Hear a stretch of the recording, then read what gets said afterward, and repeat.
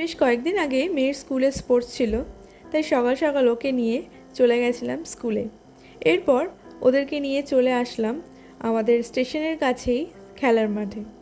ওখানেই ওদের স্পোর্টস ইভেন্টটা অর্গানাইজ করা হয়েছিল। প্রায় প্রতিটা স্টুডেন্টই স্পোর্টসে অংশগ্রহণ করেন। ওদের দেখে আমার স্কুলের কথা মনে পড়ে যাচ্ছিল। ছোটোবেলায় আমার স্কুলের সমস্ত খেলাধুলা এই মাঠেই হতো। প্রথম না হতে পারলেও সব খেলায় আমি নাম দিতাম, আর আর কোনো খেলাতেই আমি মোটামুটি জিততে পারতাম না।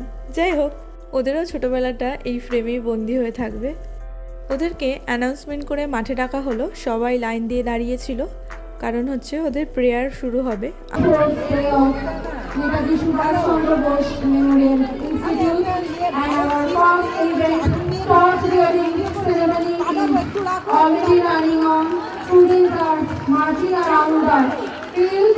They have started from the starting point and after finishing the torch bearing through the field, they will marching এবং প্রেয়ার শেষ হওয়ার পরে ও আমার কাছে এসে একটু বসেছিল। তারপরেই ওদেরকে ডাকলো যে এবার ওদের স্পোর্টস আরম্ভ হবে। খেলাটা ছিল দৌড়ে গিয়ে বল ছুঁড়ে বাস্কেটের মধ্যে ফেলতে হবে।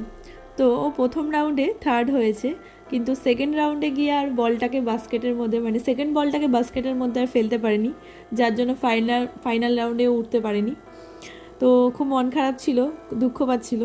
যাই হোক, সমস্ত মন খারাপ দুঃখ নিয়ে হাতে একটা কুপন নিয়ে ও চলে গেল দুপুরবেলা লাঞ্চ করতে। স্কুল থেকে ওদেরকে টিফিন প্রোভাইড করা হয়েছিল।